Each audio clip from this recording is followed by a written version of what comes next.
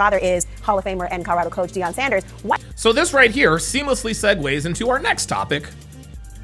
And this was the question of this was actually the question of a guy who super chatted earlier.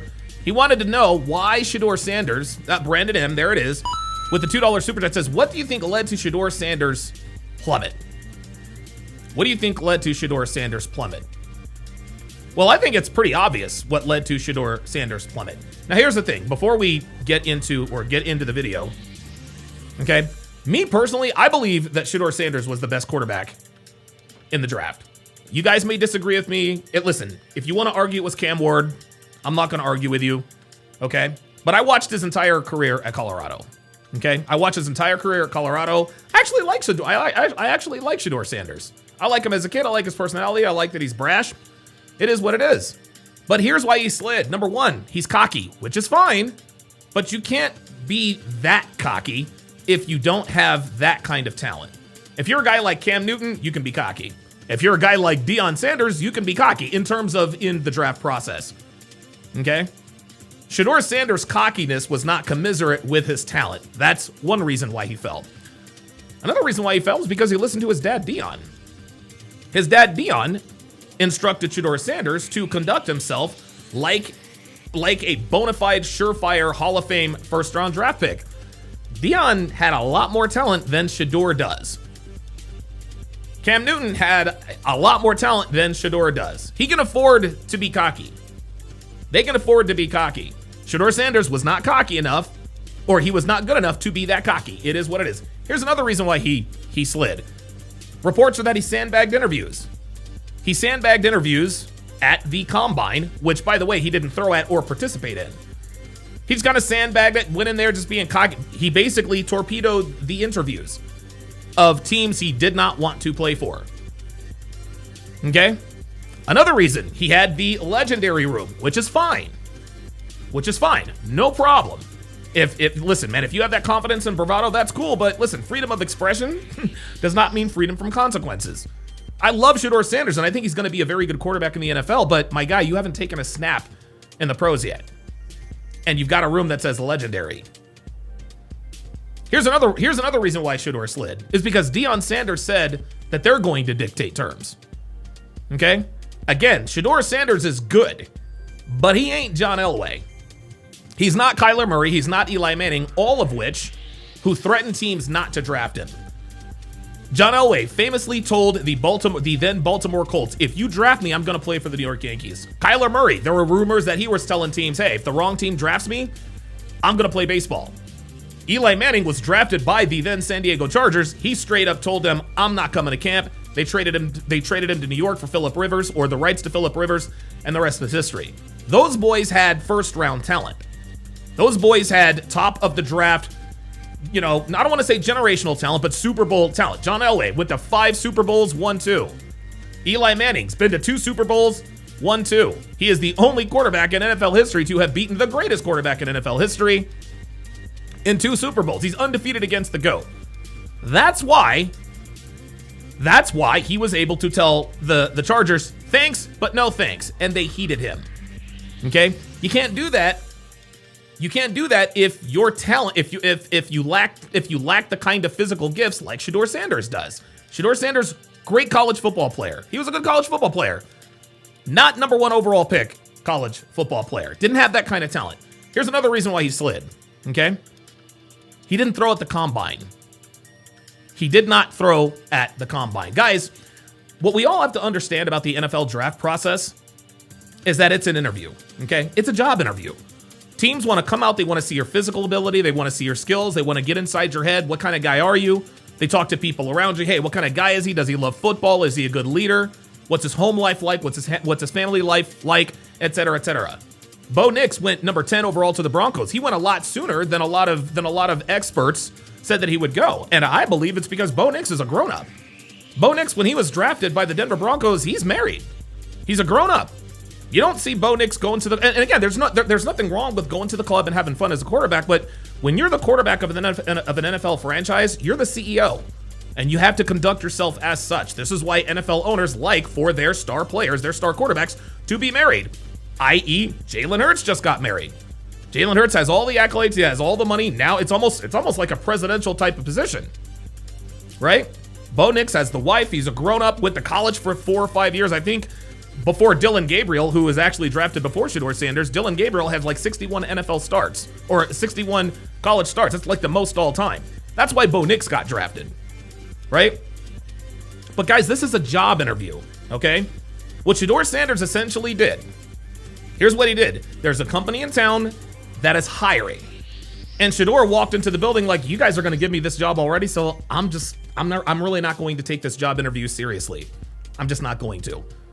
And NFL teams responded in kind. He was, I think, the 5th or 6th quarterback taken. He was taken behind Dylan Gabriel, who's nowhere near the talent level of Sheduer Sanders. So the reason why Sheduer Sanders had everything to do with what happened from the neck up, not the neck down. That's what it is. Does this make Sheduer Sanders a bad person? Of course not. I like Sheduer. I like the fact that he's got a French bulldog. And it's really, really cool that his brother Shiloh got picked up by the Tampa Bay Buccaneers. I love the Deion Sanders story. You know, you guys know black fathers, they get a bad rap for a lot of reasons. They really do. Deion Sanders, he's a good black father. He's there for his kids. Even though his ex-wife acted all crazy, Deion was there for his kids, much the same way LeVar Ball was, or is, for his sons. LiAngelo and, you know, Mello and all those guys. Right? But here is where this is going to take an unexpected turn. Guys, there are so many black sports pundits who are saying that Sheduer Sanders slid in the draft because of racism. Stephen A. Smith came out and said, this is bullshit, this is collusion. I'm sorry, Stephen A. Are you telling me that all of the NFL owners colluded and then the Browns just decided to say, you know what, we're not gonna collude anymore, we're gonna go ahead and take Sheduer? That was bullshit. That's ridiculous. Ryan Clark, I can't believe teams didn't take Sheduer Sanders. Rich Eisen with his white guilt, oh my God, I just can't figure it out. Rich Eisen had person after person after person come on his podcast and tell him exactly why Sheduer slid, which was basically my outline, but Rich Eisen wants to sit here and act like he doesn't know why Sheduer slid. No, my guy, you've had guys on all week telling you why.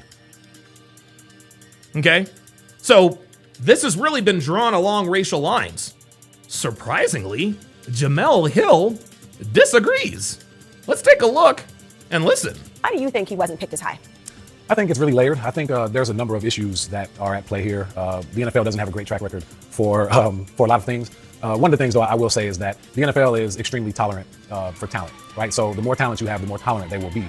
And we see, you know, you've had guys like Baker Mayfield, you've had guys like Johnny Manziel, Caleb Williams, who turned out to be number 1 quarterback or top 5, top 10 pick, who had a number of concerns and issues from league officials.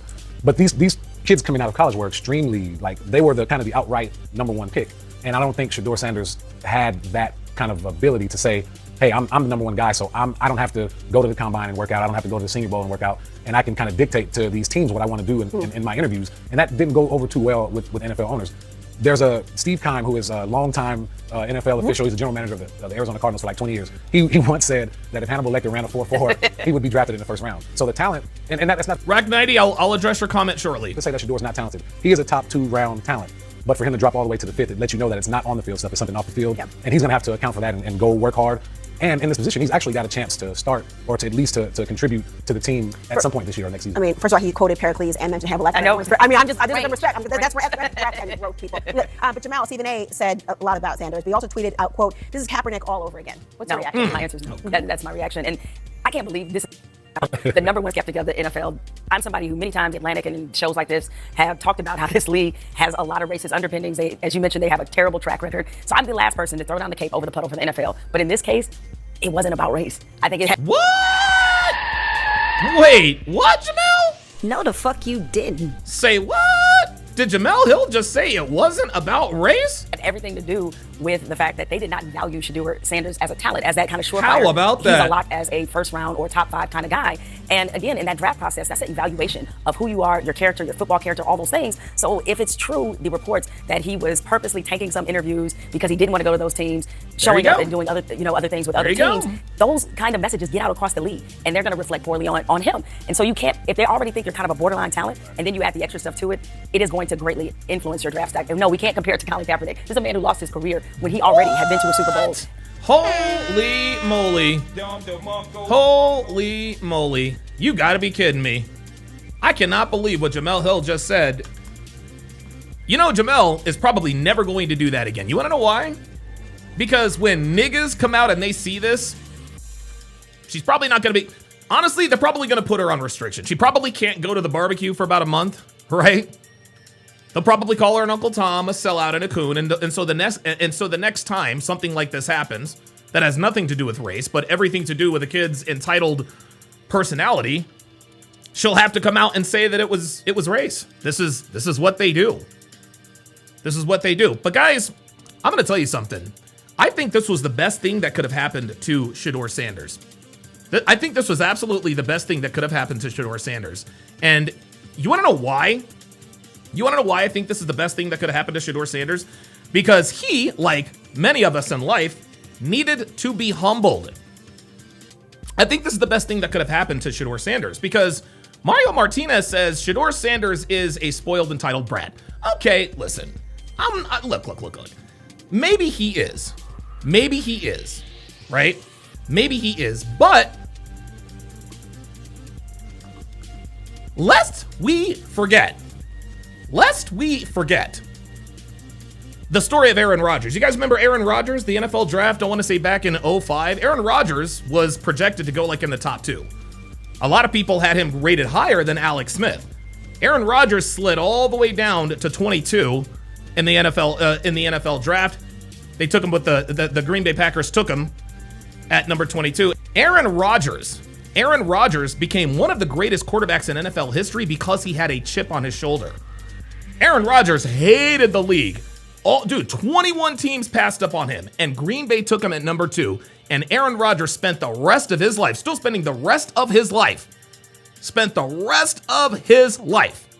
proving everyone wrong. Now Aaron Rodgers is a 4-time MVP, is a Super Bowl champion. He will walk into Canton, which is the Hall of Fame, exactly 5 years after he retires. You want to know somebody else who had a big chip on his shoulder? This guy. The greatest player in the history of the NFL had this to say about being drafted number 22 overall. I just want you guys just to listen. I want you guys just to listen to this. Round, and he says, I gotta get out of here. The poor guy, and the tension in the house is just really rough. And it was hard. I remember taking a walk with my dad and mom around the block. Look at this. Look at this. Look at this. Do you see?